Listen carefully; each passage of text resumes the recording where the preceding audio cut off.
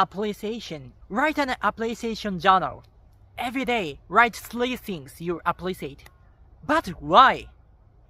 The self-improvement YouTubers often use these words, but they don't tell us why we have to do it clearly. Everyone says something different. To me, it all sounded like religion. How does appreciation actually change my life? No dots were connected.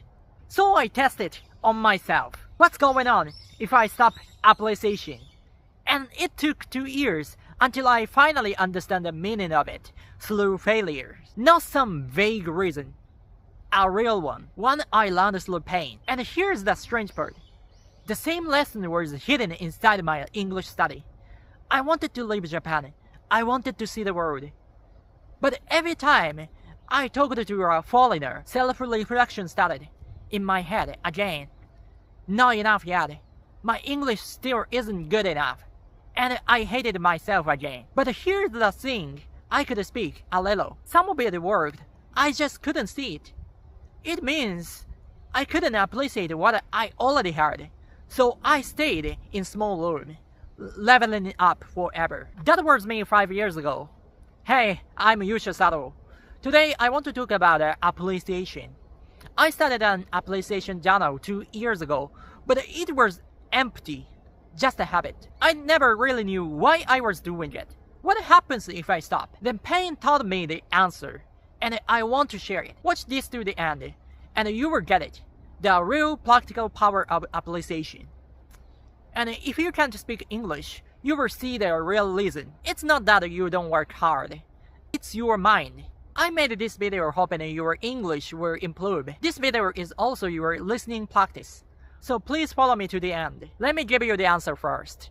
Unless you don't appreciate to your past, you hate your past self, and your future self hits you back. Doesn't make sense, right? Yeah, it didn't to me either. How did I get here? I will tell you everything. First, why couldn't I appreciate anything? I was broken from my young age. When I was 4 years old, I got a Pokemon board game as a Christmas present. Happiest moment of my life. I couldn't stop smiling. But one day, I woke my dad from his nap, and he took that game and ripped it to pieces. Right in front of me. That day, my body learned something. Love it, and it breaks. Enjoy it, and it gets taken. So I decided, never love anything. For real. Never appreciate anything. If you don't love it, you can't lose it. So I became a kid who couldn't feel joy. Of course I couldn't appreciate anything. And then the world pushed harder. 3rd grade in elementary school. A fire drill. Everyone gathered in their schoolyard. The teacher said, "Look at these cherry blossoms. Is there someone who doesn't think they are beautiful? If you don't, you are probably dead inside." I was the only one who raised the hand. Because I didn't think they were beautiful. Later, they called me in. Why don't you think they are beautiful? What I feel is my business. But I couldn't say it. They shut me up. And right there, I understood. Appreciation is something you are ordered to feel.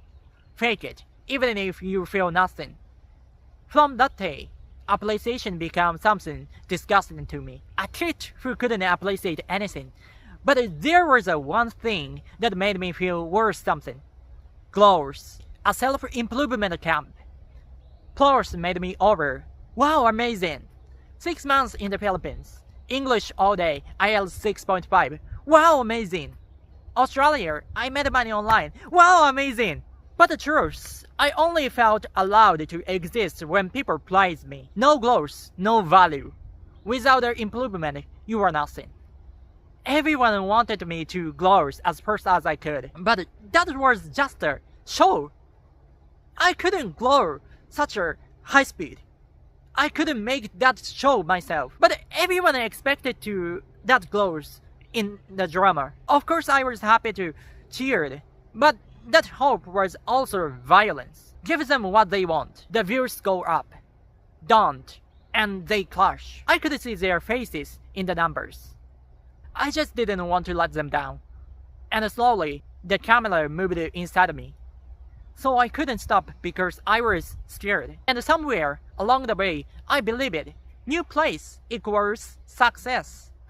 Standing still equals evil. The old me back in Japan equals worthless. Calling all that, I was in Thailand.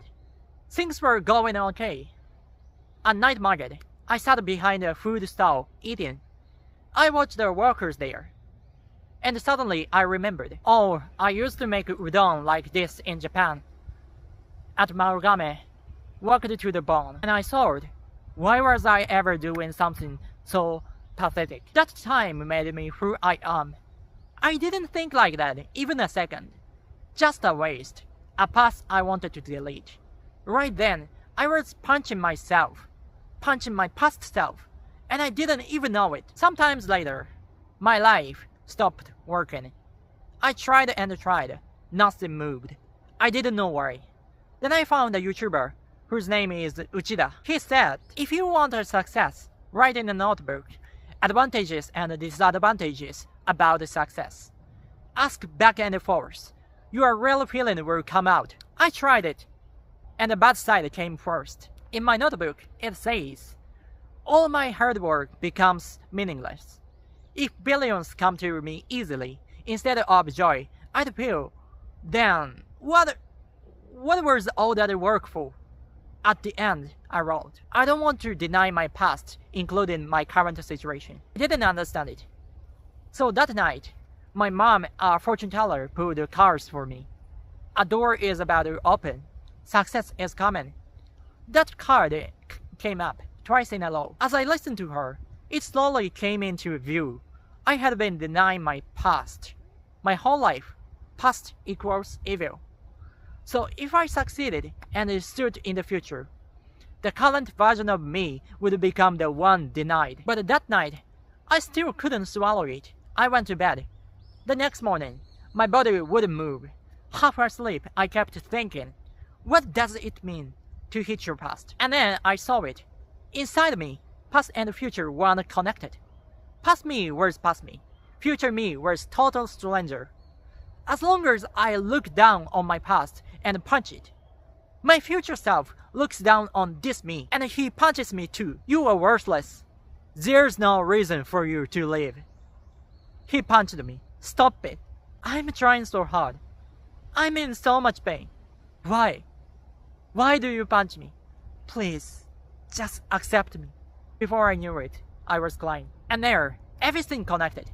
The real reason I couldn't succeed. My successful future self looked like a jerk, a cold, rich snob who looks down on his past. I didn't want to become him. So something in me kept hitting the brakes. Past me, present me, future me. None of them were holding hands.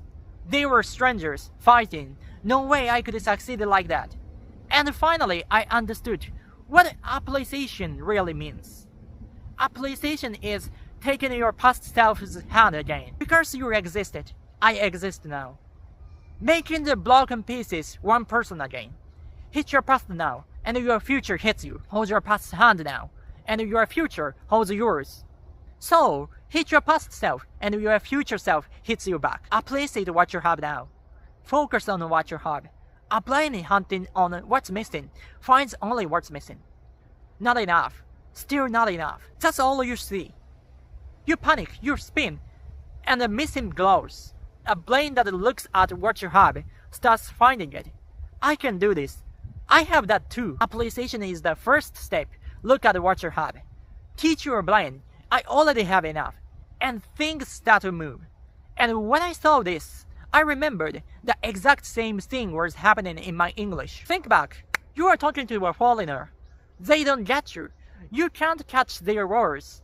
In that moment, what do you think? It's my fault. My English is bad. Not enough yet. Japanese were taught English like that. Blame yourself. Hunt for the mistakes. So you freeze. Your voice dies. And again, you go back to your room, alone, studying. Do you see it? You are hunting yourself, who's desperately trying to speak. You are bad. Not enough. It's the same thing I did in Thailand. Punching my one first. You are not studying English. You are practicing how to hit yourself. So what do? I got a hint in the Philippines. a tricycle, a shared motorbike common there. I tried to get one. I talked to the driver. My English was almost perfect, but he didn't get it. And then I understood. Maybe I spoke too fast. Maybe it was too noisy to hear. Maybe what I said was just too hard. It wouldn't work in Japanese either. Maybe he just wasn't good at English. Think your English skill makes everything work. You are wrong, even when you are perfect. Sometimes it doesn't get through. The world isn't perfect. It's not always your fault. Look at what you are missing. And there's more missing. You go quiet. Look at what you have. And you have more. You start to speak. So stop blaming yourself. Focus on the one phrase that goes through. Focus on the one word you just said.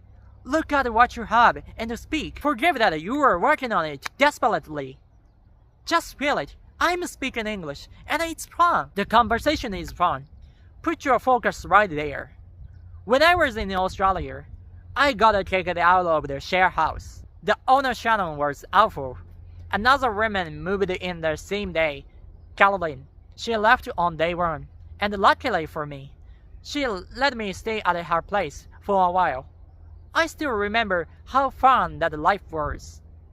Just 2 weeks. But Caroline took me everywhere. River trips with her family, long drives to her relative's house, kayaking with the family, in a town far away. The whole time, she treated me like a real friend, real family. And one day, driving down a mountain, it hit me. Wait, was I just speaking English? The conversation was so fun. I hadn't even noticed that I was speaking English until that second. English had already become my language. All I could see was the content. What was there? So, even if I made mistakes, I never noticed. I was just purely enjoying it. Enjoy the conversation, the talk, the life. This is your future, free from the grip of not enough. And it's not impossible. It's just one scene from the days ahead of you. See you around.